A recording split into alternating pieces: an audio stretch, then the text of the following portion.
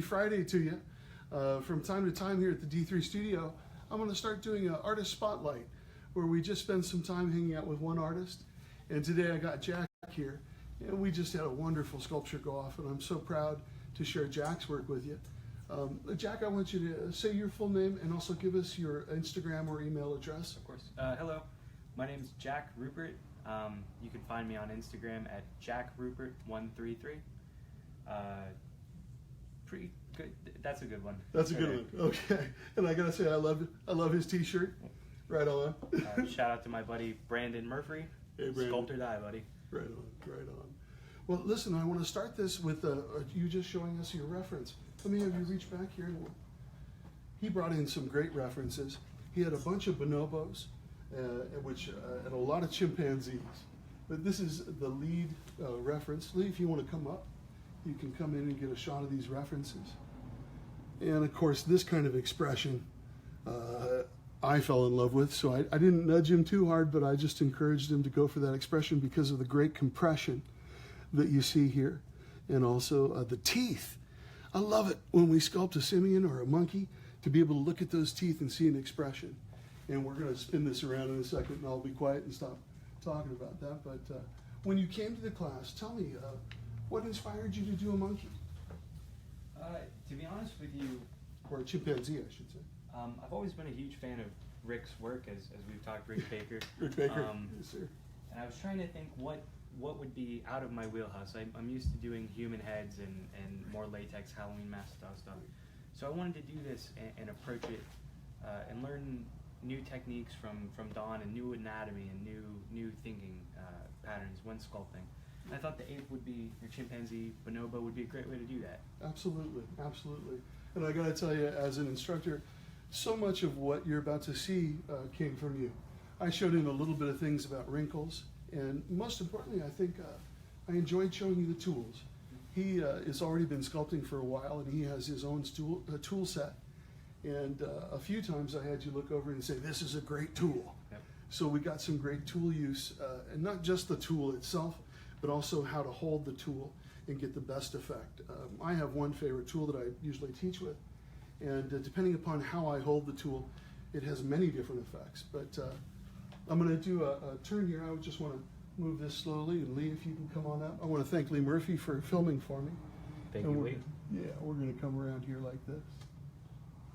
Oh my goodness. Well, the proof is in the pudding, as they say. And I want you to know that this is about 35 hours of work from Jack, and Jack really kicked it. Look at this beautiful compression in here. Look at also the outline. When I lean back out for a second, when I first see this sculpture, my eye first travels to the outline and I see an individual that's very realistic and really beautiful.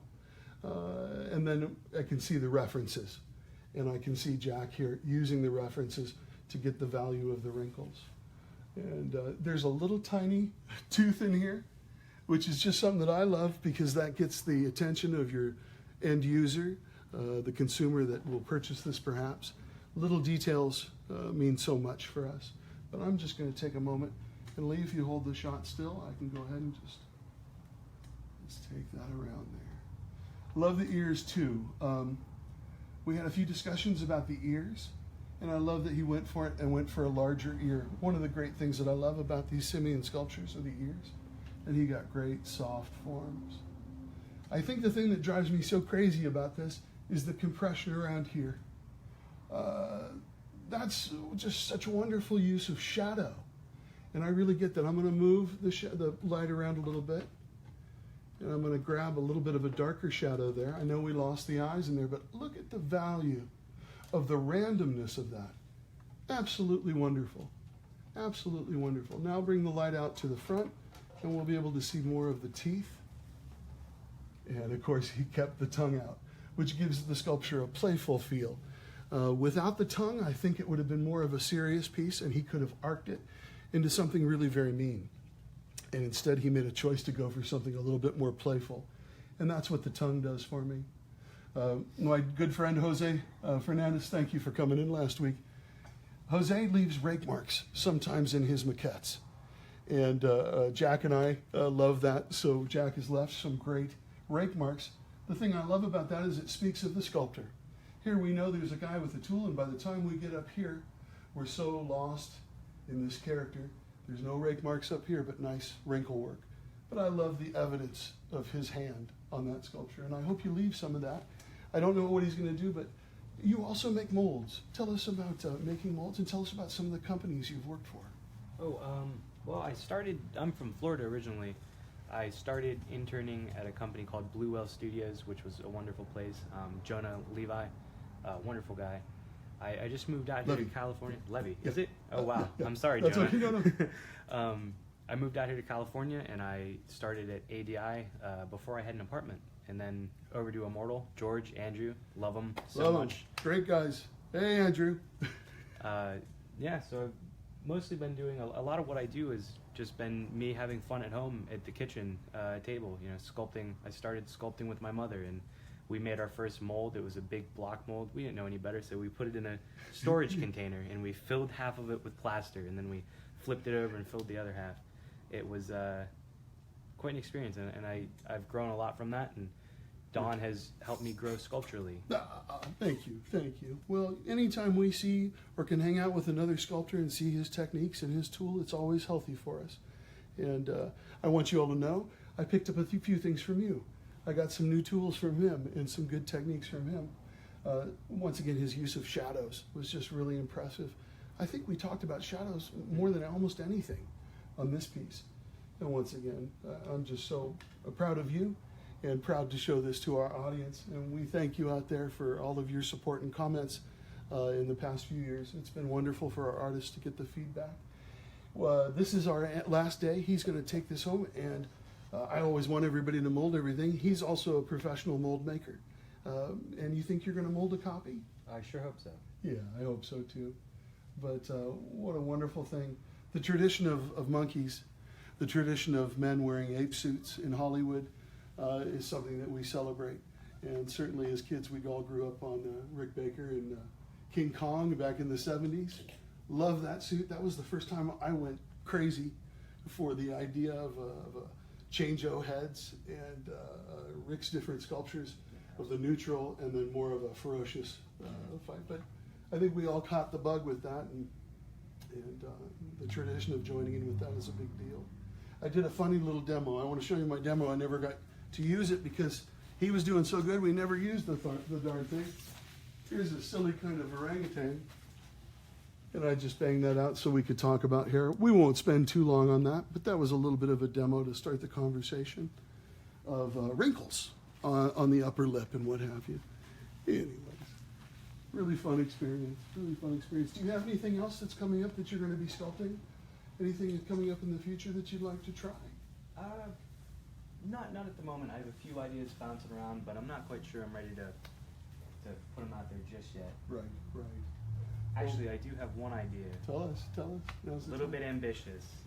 I'll give you this. It's an alien, it's a clear creature, and nobody's done it before. So I'm hoping it'll be something a little bit new and original, and I can throw my take on it. Awesome. It'll be hopefully a fun project. Awesome. Well, once again, I had a wonderful week with you, and we look forward to see what you sculpt next. And I, of course, I'm always hoping to see a little technique that I shared with you here in your future work, because that just gives me a feeling like I'm doing something. Absolutely. I'm giving back. But it was a great week. We have another sculptor coming up, another sculptor spotlight, and we're going to come back in about 40 minutes, 30 or 40 minutes. When she's ready, she's adding her finishing touches for our class today, and then we're going to be hanging out with Jen Wu, and she's going to show us a sculpture that is inspired by the ugliest dog in the world. And we'll be back in about 30 minutes. Please come on back, get your family or friends to come over with us, and we'll show you this amazing sculpture that she's working on. Thank you so much for peeking in with us. Lee, take just a minute and let's drink in this sculpture.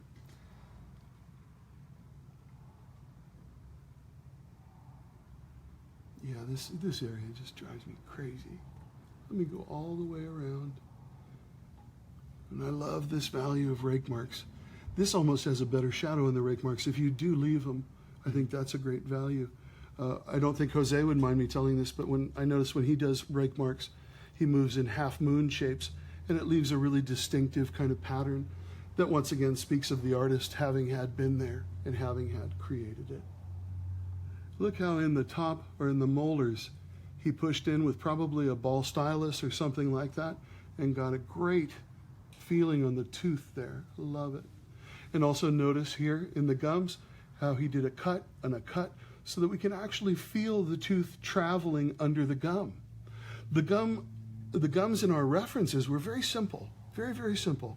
So he took a little artistic license just for the sake of being cool. But I can feel those teeth traveling up underneath the skin of the gum just because he provided those forms. I love that this tooth looks worn as well. This one is perhaps a little bit fuller, but there is an irregularity and asymmetry to life, and he really captured it. The little warts, little tiny little spots like this, wonderful details that he was able to capture.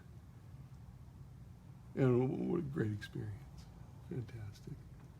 Go ahead and back out, Lee, and we'll get a long shot of it. And I'll take it around one more time. I'm happy for you. All right. We'll be back in about 30 minutes with an inspired ugly dog.